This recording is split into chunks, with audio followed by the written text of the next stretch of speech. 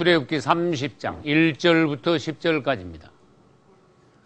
너는 분향할 단을 만들지니 곧 조각목으로 만들되 장이 1규빗, 광이 1규빗으로 네모 반듯하게 하고 고는 2규빗으로 하며 그 뿔을 그것과 연하게 하고 단 상면과 전후 좌우면과 뿔을 정금으로 싸고 주위에 금태를 둘을 찌며 금태 아래 양편에 금고리 둘을 만들되 곧 그 양편에 만들지니 이는 단을 매는 채를 꿰일 곳이며 그 채를 조각목으로 만들고 금으로 싸고 그 단을 정극의 위 속죄소 맞은편 곧 정극의 앞에 있는 장 밖에 두라. 그 속죄소는 내가 너와 만날 곳이며 아론이 아침마다 그 위에 향기로운 향을 사르되 등불을 정리할 때에 살을 찌며 또 저녁 때 등불을 켤 때에 살을 찌니 이 향은 너희가 대대로 여호와 앞에 끊지 못할지며 너희는 그 위에 다른 향을 사르지 말며 번제나 소제를 드리지 말며 전제의 술을 붓지 말며 아론이 1년 1차씩 이 향단 뿔을 위하여 속죄하되 속죄제의 피로 1년 1차씩 대대로 속죄할지니라. 이 단은 여호와께 지극히 거룩하니라. 아멘. 오늘은 성소 안에 있는 세 가지 항목 중에서 마지막 항목인 금향단에 대해 보기로 하겠습니다. 그러면 오른편에 있는 금향단에 대한 사진을 먼저 보겠습니다. 이 금향단은 조각목에다 금을 입혀서 만들었습니다. 그래서 이것은 무엇에 쓰는가 하면은 성소 안에 있는 세 번째 항목으로서 지성소에 들어가는 휘장 바로 앞에 놓아서 여기에서 향을 살라 하나님 앞에 아름다운 향기로운 냄새를 올려드리는 향단으로서 쓰이게 되는 것입니다. 이 향단에 향이 올라갈 때 하나님께서는 이 향을 기쁘게 받으시고 성도들의 마음, 제사장들이 하나님 앞에 드리는 기도, 이것을 하나님께서 연락하시는 그러한 징표로서 향년이 하나님께로 올라가는 것입니다. 할렐루야. 이것은 금으로 만들었기 때문에 금향단이라고 합니다. 그리고 하나님 앞에 향년을 태워서 올려드리는 것이기 때문에 금향단 외에 다른 이름이 있습니다. 분향단이라고 하며 그냥 향단이라고 하고 그리고 금으로 만들었기 때문에 금단이라고도 합니다. 이 성막에는 두 가지의 단이 있습니다. 그럼 왼편에 있는 도표를 보겠습니다. 성막 출입문에서 들어가면은 먼저 뜰에 번제단이 있습니다. 그리고 물두멍을 통과하여 성소 안으로 들어가면은 떡상과 금촛대를 지나 오늘 우리가 말씀드리는 금향단이 있는 것입니다. 이 번제단도 단이요, 금향단도 단입니다. 그래서 성막에는 두 개의 단이 있습니다. 그러나 여러분들이 아실 것은 무엇인가 하면은 번제단은 뜰에 있으며 뜰입니다. 번제단은 노수로 만들었습니다. 그러나 금향단은 성소 안에 있으며 금향단은 금으로 만들었습니다. 두 개의 단 중에 하나는 노수로 만들었고 하나는 금으로 만들었으며 두 개의 단 중 하나는 뜰에 있으며 하나는 성소 안에 있는데 이것이 어떠한 비교인지 우리가 단계를 거쳐서 노신앙에서 금신앙으로 올라갈 때 하나님께서는 우리를 이처럼 축복하신다는 것을 여러분 아시길 바랍니다. 이제 이 금향단의 위치를 지금 다시 한번 자세히 보기로 하겠습니다. 성소 안에 있는 이 금향단은 언약궤와 가까이 있습니다. 성소 안에 있지만은 이 금향단은 지성소 안에 있는 언약궤와 더 가까이 있습니다. 지성소와 성소를 나누는 휘장이 있는데 이 휘장 바로 앞에 금향단을 놓는 것입니다. 이것은 무슨 뜻인가 하면은 이 금향단은 같은 성소에 있으면서도 떡상과 금촛대와는 오히려 거리가 더 멀고 지성소 안에 있는 언약궤와 오히려 거리가 더 가깝다는 것입니다. 다시 말해서 제사장들이 성소 안에 들어와서 금향단에서 분향할 때 그 제사장은 하나님 앞에 가장 가까이 간 상태라는 것을 말합니다. 할렐루야. 그래서 이 성경에서는 금향단을 심지어 성소에 있는 항목이 아니라 지성소에 있는 항목으로까지 취급하는 것입니다. 다른 말로 해보겠습니다.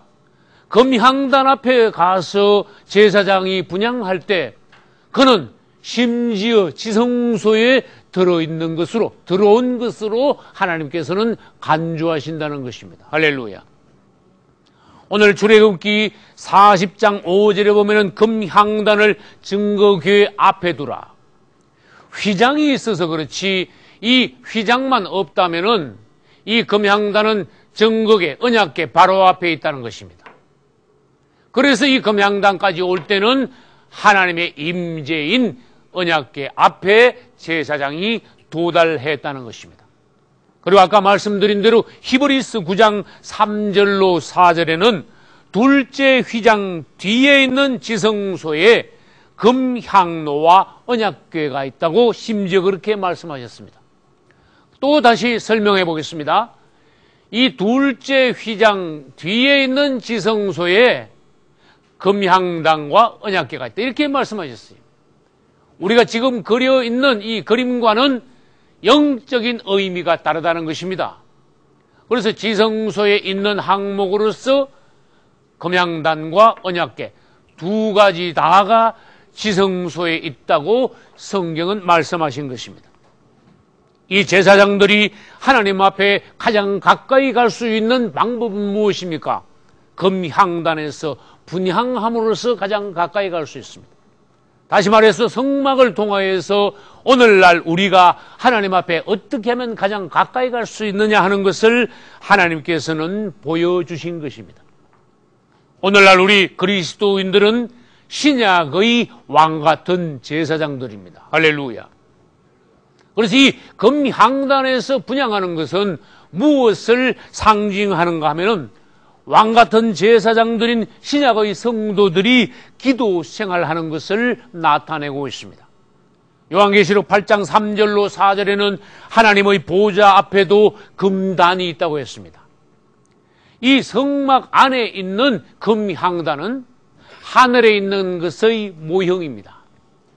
그래서 법궤의 자리가 하나님의 하늘에 있는 보좌의 장소이고 법궤 바로 앞에 금향단이 있다는 것은 하나님의 하늘의 보좌 바로 앞에도 금단이 있다는 것을 나타내고 있는 것입니다. 그래서 우리가 이 땅에서 성도들이 가장 깊은 기도, 가장 하나님 앞에 높은 기도를 할 때 이 땅에 있는 성도들의 기도가 무엇이 됩니까? 그것이 바로 금향단에서 타오르는 향연과 같이 하나님 앞으로 올라가서 하늘 보좌 앞에 있는 하나님의 금향단 앞에 그것이 향연이 부어진다. 다시 말해서 성도들의 기도가 하나님 앞에까지 올라가서 그 성도들의 기도의 향연이 하나님 앞에 아름다운 향기가 된다고 하셨습니다. 하나님께서 그것을 받으시고 기쁘게 응답하신다고 하셨습니다. 할렐루야. 이제 요한계시록 8장 3절과 4절에는 하나님의 보좌 앞에 있는 금향단으로 성도들의 기도의 향연이 올라가고 있는 모습을 그려 놓았습니다. 그러면 성소에 있는 것을 다시 보겠습니다. 떡상이 있고 금촛대가 있고 금향단이 있습니다. 떡상은 먹는 것과 관계가 되어 있습니다. 금촛대는 빛을 받는 것과 관계 있습니다. 그리고 금향단은 기도하는 것과 관계 있습니다.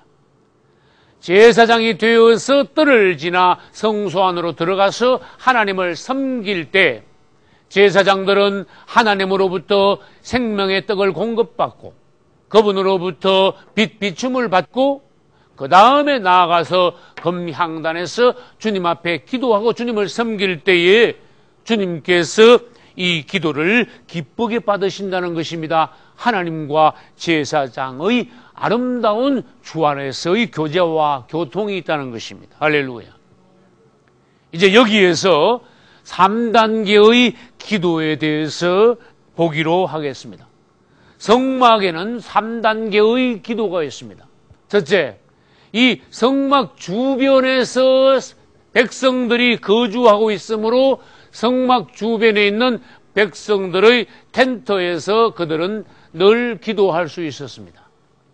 오늘날 우리가 생활 중에 기도할 수 있는 것과 같습니다. 어디서든지 기도할 수 있는 것과 같습니다. 이 성막 주변에는 이스라엘 백성들 200~300만 명이 진을 치고 있습니다. 그들은 이 성막 주변에서 기도했습니다. 이것은 1차적인 기도의 단계입니다. 그러면 질문합니다.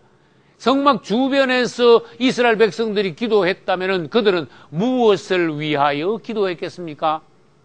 그들은 생활을 위해서 기도했습니다.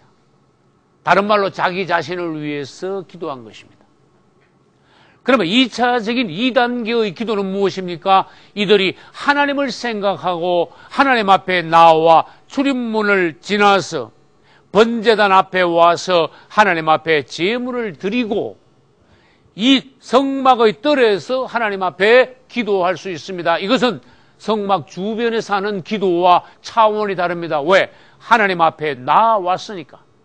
하나님의 단 앞에, 제단 앞에 나와서 기도하는 이것은 더 높은 다음 단계의 기도입니다. 그러면 성막 주변에서는 자기 생활을 위해서 기도했다면 성막뜰에서는 무엇을 위해서 기도했겠습니까? 뜰에는 번제단이 있습니다. 물두멍이 있습니다. 번제단에서는 속죄의 양을 태워 하나님 앞에 드리는 곳이며 물두멍에서는 수족을 씻는 곳입니다. 이것은 무엇과 연관되어 있습니까? 죄인들이 자기 자신을 깨끗게 하는 것과 연관이 되어 있습니다. 그러므로 성막뜰에서 기도하는 것은 무엇과 연관되어 있는가 하면은 자기 생활이 아닌 한 단계 올라가서 자기의 죄를 위하여 기도하는 것입니다. 할렐루야. 여러분들은 여러분의 생활을 위하여서 하나님께 구해야 합니다. 그러나 여러분들이 더 다음 단계까지 올라간다면 여러분은 여러분 자신을 깨끗게 하기 위하여서 매일 발을 씻듯이 여러분의 죄를 위하여 기도해야 된다는 것입니다. 할렐루야. 그러면 가장 높은 기도의 단계를 보겠습니다. 성막 주변에서 기도하던 백성이 성막의 뜰에 와서 번제단 앞에서 기도했는데 이 사람이 제사장이라면 성소 안에 들어가서 금향단 앞에서 기도할 수 있습니다. 이것은 사람이 할 수 있는 가장 높은 기도입니다. 왜? 금향단 앞에서 기도했으니까. 놋제단이 아니라 금향단 앞에서 기도하는 기도는 가장 높은 기도입니다. 이것은 영 안에서 성령으로 하는 기도를 말합니다. 할렐루야. 우리는 이것을 성경적으로 말하면은 하나님의 나라와 의를 위한 기도라고 말할 수 있습니다. 할렐루야. 여러분, 이 땅에 수많은 그리스도인들이 매일 기도하고 있습니다. 그들의 기도는 많은 내용을 가지고 있습니다. 끊임없는 기도가 있지만은 우리는 사실을 말해 봅시다. 모든 기도가 하나님의 보좌 앞에까지 다 올라가는 것은 아닙니다. 그리고 이 땅에 수많은 그리스도인들이 계속 기도하고 있지만은 그 기도가 모두 다 금향단 앞에서의 기도는 아니라는 것입니다. 우리는 이왕 기도할 바에는 금향단 앞에서 기도할 수 있는 길을 찾아야 합니다. 금향단 앞에서 기도할 때에 여러분의 기도는 하나님의 보좌 앞에까지 올라가며 그분을 움직일 수 있는 것입니다. 이 기도는 성령으로 하는 기도입니다. 하나님이 기쁘게 받으시는 향기로운 향연이 되는 것입니다. 다시 말합니다. 금향단 앞에서의 기도는 그분의 나라와 그분의 의를 구하는 기도입니다. 감사와 찬송의 기도입니다. 하나님의 마음을 만지는 기도입니다. 하나님의 갈망을 내가 대신 토해내는 기도입니다. 할렐루야. 하나님에게도 마음이 있습니다.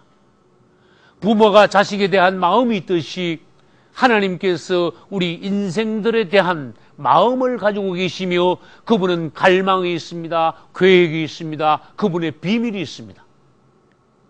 하나님의 비밀은 이것이 인생 중에 실행되고 나타나고 이루어지기 위해서는 사람의 기도가 필요하다는 것입니다. 할렐루야. 하나님의 뜻을 만지는 기도, 하나님의 계획을 만지는 기도, 하나님의 뜻이 이 땅에 이루어지기를 위한 기도, 그것이 그의 나라와 의를 위한 기도인 것입니다. 할렐루야. 순서를 말해보겠습니다. 하나님은 계획하십니다. 하나님의 계획을 위한 어떠한 제사장 같은 하나님의 기뻐하시는 종들이 그것을 위하여 기도합니다. 하나님의 계획을 종들이 기도할 때에 하나님께서는 그 종들의 기도를 받으시고 그때에서 하나님의 그 계획과 뜻을 이루시는 것입니다. 할렐루야. 성경에도 하나님께서 말씀하셨습니다. 하나님께서 어떤 것을 계획했을지라도 그래도 너희가 그것을 위하여 기도해야 하느니라. 할렐루야. 여러분들 기왕 기도할 바에 진 바깥에서 기도하시지 말고 뜰에서 기도하시지 말고 주님, 내가 늘 금향단 앞에서 하나님의 마음을 만지는 주의 뜻을 만지는 기도를 할 수 있기를 원합니다. 그런 기도를 여러분들이 함으로써 최고의 기도를 하실 수 있기를 예수님의 이름으로 축원합니다. 이제 기도 중에서 금향단에서 하는 기도만이 향연이 되어서 하나님께로 올라갑니다. 성막 주변에서 하는 기도는 향연이 되어 올라가지 않습니다. 향연이 없습니다. 번제단 앞에서 기도하는 것도 향연이 아닙니다. 금향단 앞에서의 기도가 향연이 되어 하나님 앞에 올라갑니다. 향연이 되어 하나님 앞에 올라갈 때에 하나님께서 움직이신다는 겁니다. 일하신다는 것입니다. 할렐루야.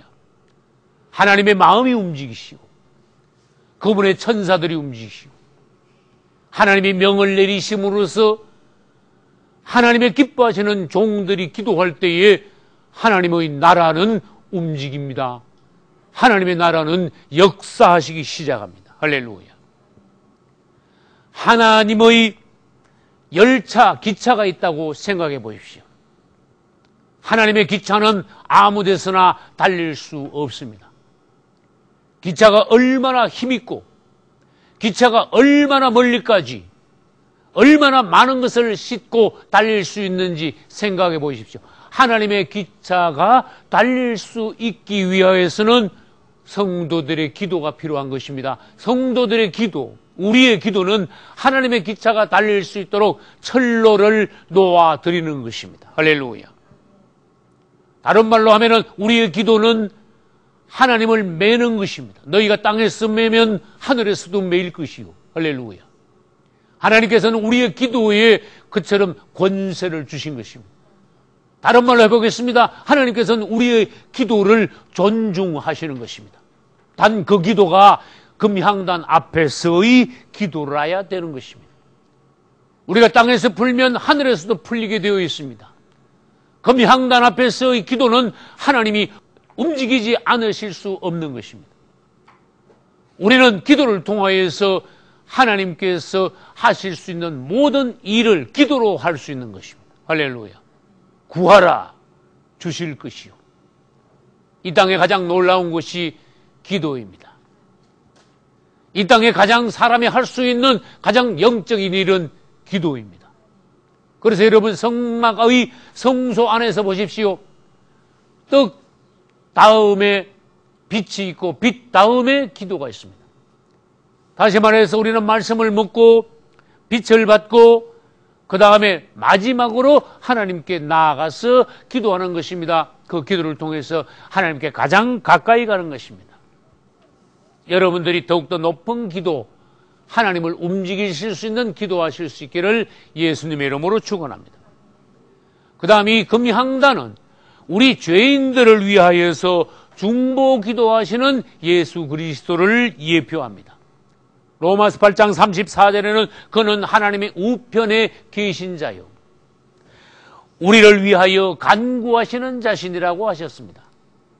우리가 죄인 되었을 때, 우리가 하나님을 알지도 못할 때, 우리가 믿지 않고 세상에서 방황할 때 그분은 이미 우리 죄인들을 위하여 기도하고 계셨다는 것입니다. 주님을 찬송합니다. 도표에서 보겠습니다. 우리 예수 그리스도 그분이 누구이신지 다시 보겠습니다. 우리는 출입문을 들어갈 때 예수 그리스도 그분이 우리 양을 위한 양의 문이시라는 것을 알아야 합니다. 할렐루야. 우리는 번제단에 왔을 때 그분을 생각해야 합니다. 그분은 번제단에서 속죄의 어린 양으로 하나님 앞에 드려지신 제물이십니다. 물두멍에 올 때 우리는 예수님을 생각해야 합니다. 그분은 우리를 그분의 이름으로 세례나 침례 주심으로써 우리를 물로 거듭나게 하시는 분이십니다. 할렐루야. 떡상에 왔을 때 우리는 예수님을 다시 생각해야 합니다. 그분은 생명의 떡이십니다. 하늘로부터 내려온 우리를 살리시는 산떡이십니다. 할렐루야. 금초대에 왔을 때 우리는 또 예수님이 무엇인가 생각해야 됩니다. 그분은 세상을 비추는 세상의 참빛이십니다. 할렐루야.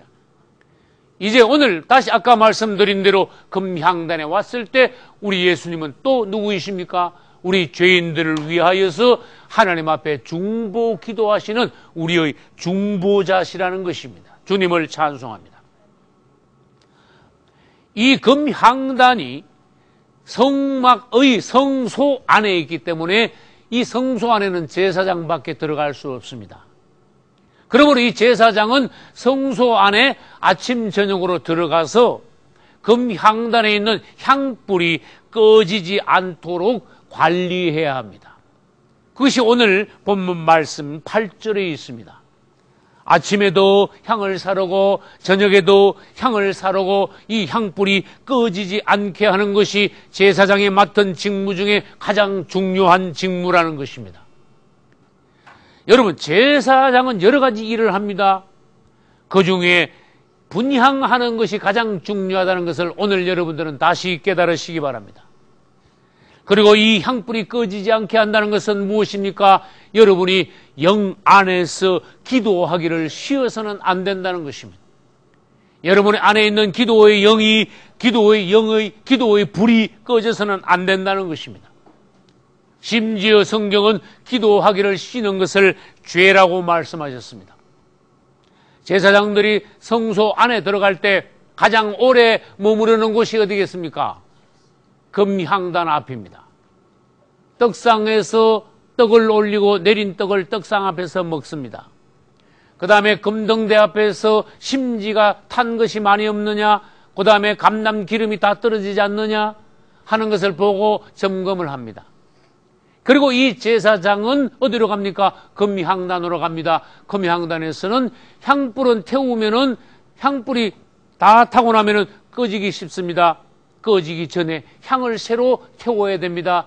그리고 향을 새로 태우는 것뿐만 아니라 그 하나님 앞에서 그분을 위하여 그분 안에서 기도하는 것입니다. 그분을 만나는 것입니다. 그분께 기도하고 그분의 말씀을 듣는 것입니다.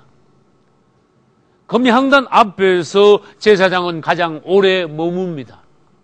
누가복음 1장 8절로 11절에는 이 금향단이 나옵니다. 세례 요한의 아버지 이름은 사가랴입니다. 사가랴는 제사장이었습니다. 제사장이니까 당연히 순번을 따라서 성소 안에 들어가 분향을 하게 되었습니다. 이제 세례 요한의 아버지가 분향을 하면서 금향단 앞에서 기도할 때에 천사가 찾아와 그 아들 세례 요한이 날 것을 예고했습니다. 할렐루야. 그런데 이 분향단은 하나님 앞에서 가장 중요한 단임으로 여기에 불을 붙일 때에 번제단에서 가져온 불을 붙여야 합니다. 할렐루야. 그리고 향을 피우는데 아무 향이나 피우는 것이 아닙니다. 하나님께서 정해 주신 제사장들이 만든 그러한 향을 피워서 하나님 앞에 향연을 올려드려야 하는 것입니다. 다시 말합니다. 번제단에서 붙여온 불과 하나님께서 정하신 향을 분향해야 하는데, 레위기 10장 1절과 2절에는 아론의 두 아들인 나답과 아비후가 하나님께서 명하시지도 않은 다른 불로 분향하다가 바로 거기서 죽고 말았습니다. 이것은 하나님 앞에서 우리에게 엄중한 경고가 되는 것입니다. 우리 마음대로 혼안에서나 육을 위해서나 정욕을 위해서나 하나님의 뜻과 다른 방향으로 기도해서는 안 된다는 것입니다. 주님 앞에서 우리가 기도할 때에 금향단 앞에서 하는 기도가 중요하다는 것입니다. 여러분, 가인은 아벨과 같이 하나님께 제물을 드렸습니다. 그러나 아벨의 제물은 하나님께서 받으셨지만 가인의 제물은 거절당했습니다. 그래서 성경에는 가인의 제물이라는 말이 있습니다. 오늘날 하나님 앞에 나와서 제사 드리는 사람들의 모든 제사가 아벨의 제사는 아니라는 것입니다. 오늘날 우리가 만약에 가인의 제사와 같은 제사를 드린다면 하나님 앞에 나와서도 거절당할 수 있다는 것입니다. 사복음서에서 베드로는 예수님께서 십자가를 지실 것을 예언하셨을 때 예수님을 붙잡고 베드로는 이렇게 말했습니다. 주여 그리 마옵소서. 그렇게 하시면 안 됩니다. 다른 말로 해볼까요? 베드로는 예수님에게 뭐라고 말했는가 하면 주님 십자가 지시지 마십시오. 주님 죽으시면 안 됩니다. 그렇게 말했어요. 이런 것을 우리는 하나님 앞에서 어떤 상태인가를 잘 알아야 됩니다. 이 베드로는 주님을 위한다고 하지만은 혼 안에서 인간적인 어떤 애정으로 그분의 십자가를 지는 것을 말리려고 했습니다. 그때 우리 예수님께서 베드로 보고 심하게 말씀하셨습니다. 사단아, 내 뒤로 물러나라. 우리는 주님을 위하는 것 같지만 위하지 않는 수가 있습니다. 앞으로 예수님이 오실 때에 많은 종들이 주 앞에 가서 주여 주여, 우리가 주의 이름으로 선지자 노릇하고 주의 이름으로 귀신을 쫓아내고 병든 자를 고치고 문둥이를 깨끗게 하고 많은 일을 했지 않습니까? 하고 주 앞에 나가서 자기의 한 일을 자랑할 때 우리 예수님은 많은 종들에게 이렇게 말씀하신다 했습니다. 불법을 행하는 자들아 내게서 떠나가라. 이것은 무엇을 말합니까? 우리가 열심을 내도 잘못된 불이 붙어서 열심을 내는 수가 있다는 것입니다. 그래서 성경에서는 다른 향을 사르지 마라, 다른 불을 붙이지 마라. 다른 향, 다른 불은 무엇입니까? 그것은 혼으로부터 나온 것입니다. 인간적인 열심의 불입니다. 야망의 불이 붙은 것입니다. 심지어 정욕의 불이요, 엄란의 불이 다른 불이라는 것입니다. 여러분들이 항상 뜰을 지나 성소 안에서 주님을 섬기고 누릴 수 있는 성도가 되시기를 예수님의 이름으로 축원합니다. 할렐루야.